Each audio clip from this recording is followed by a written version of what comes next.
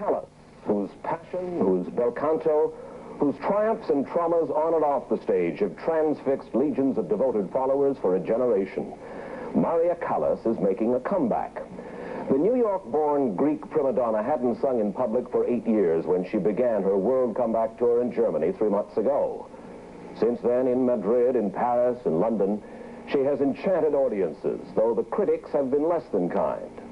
This month, with tenor Giuseppe Di Stefano, she sings a series of comeback concerts here in the United States, in New York, Boston, Washington. A few weeks ago, 60 Minutes visited at her apartment in Paris. Tell me, how does it feel to sing again now after 8 years? Very nice.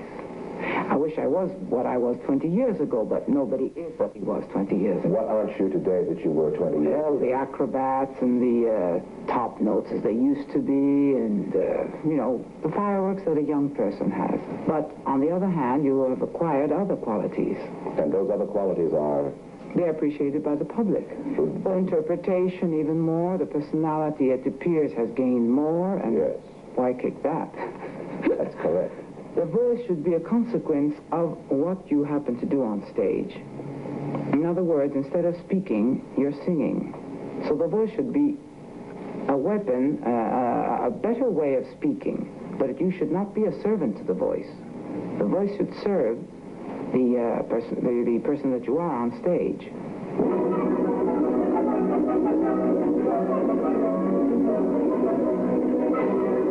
Opera aficionados have gathered at La Scala for centuries, rubbing shoulders with the Milanese gentry who foot its huge costs. Callas became a prima donna here at 28, built a brilliant career to become La Scala's highest-paid diva and the most controversial. Season after season, Callas sang Puccini, Rossini, Bellini, and particularly Verdi.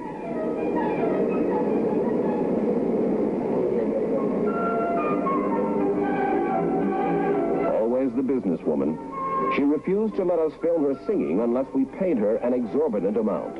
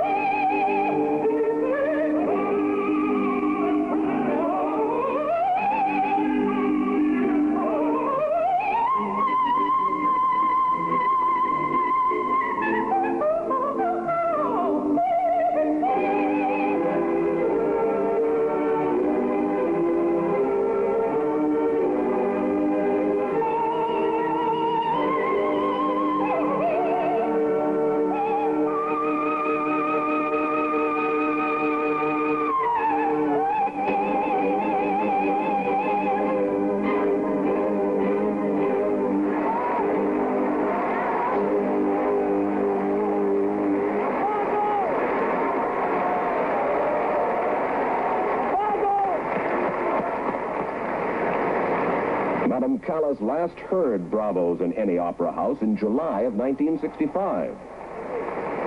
Although the public continued to buy her records, she became less a performing diva, more a heroine of the tabloids and the gossip columns. But there was a grain of truth in every headline. The Dolce Vita became her lifestyle.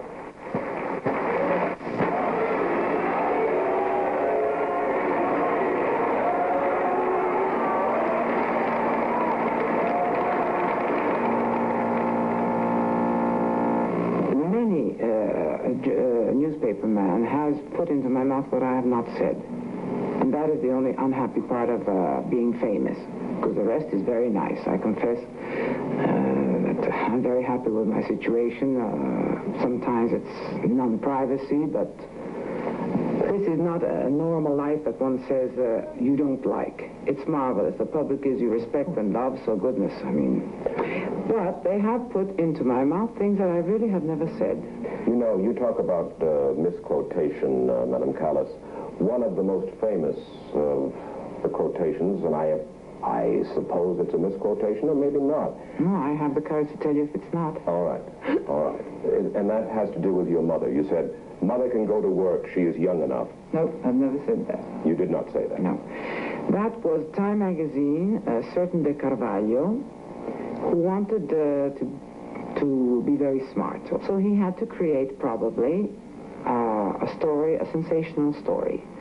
As a matter of fact, I have never spoken against my mother, though I could have. Frequently, I could have said, well, I could have justified myself. But if I do, then I speak against my mother.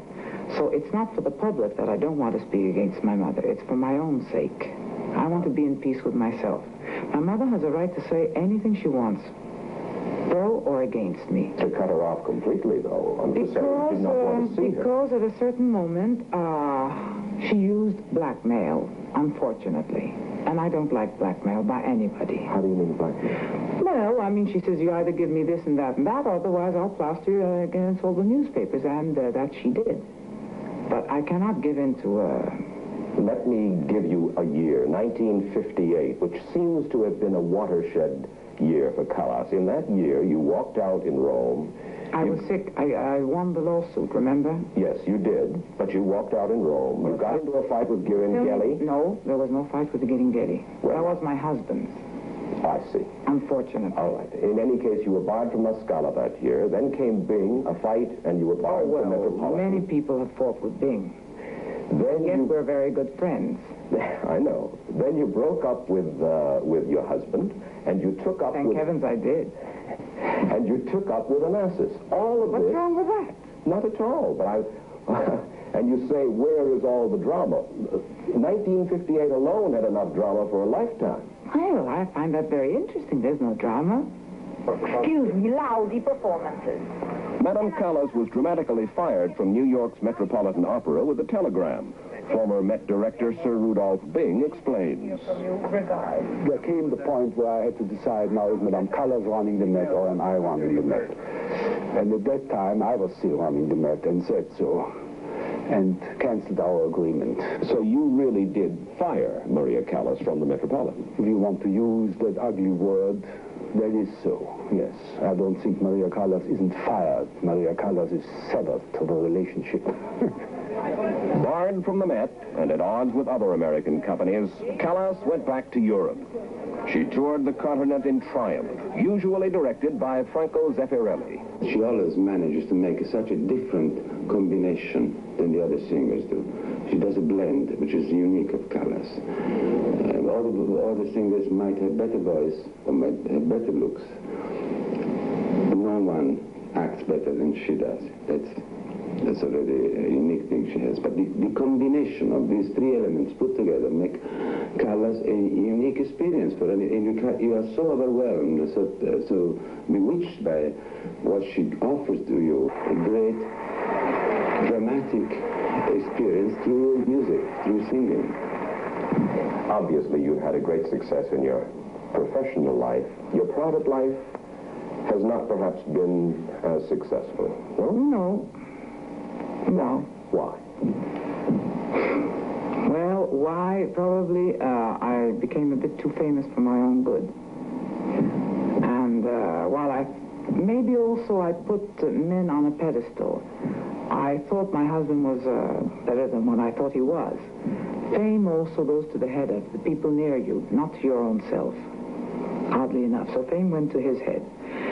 I became too famous. He never expected me to become, and therefore he reacted very badly.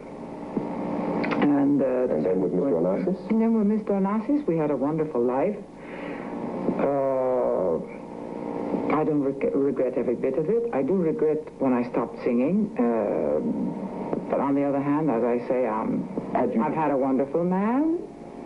I didn't marry, which was the most intelligent thing to do, because one marries once only. One makes that mistake only once. Yes.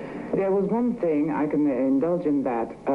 Personalities, when there are two strong personalities, at a certain moment, my being sweet and, shall we say, under the man sense of having him always command, though a man should not command, because a real man does not have to command. But when he left, did you feel that you had given... He didn't go. He didn't go.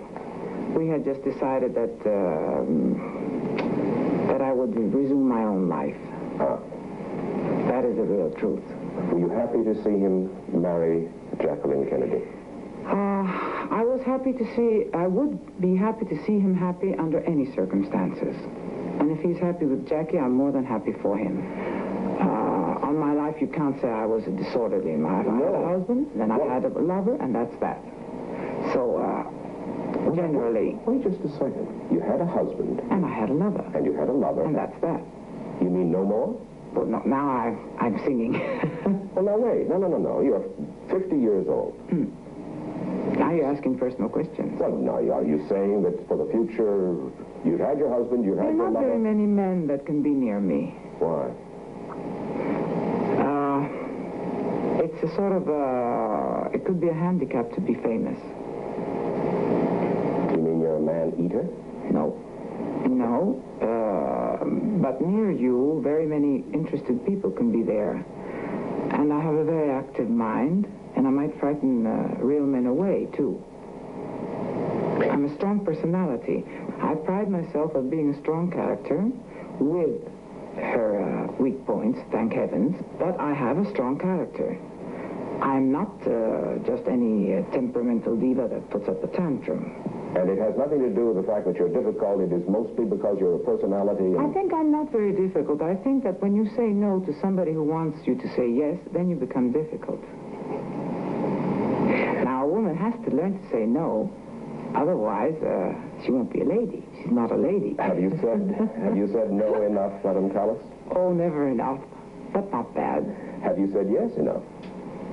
You don't have to say yes.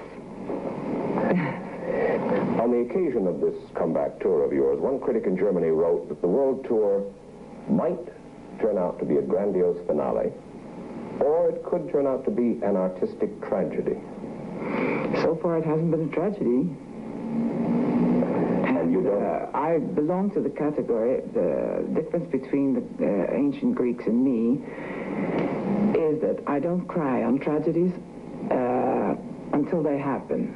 If they happen, then I don't cry on the tragedies. I cope with them.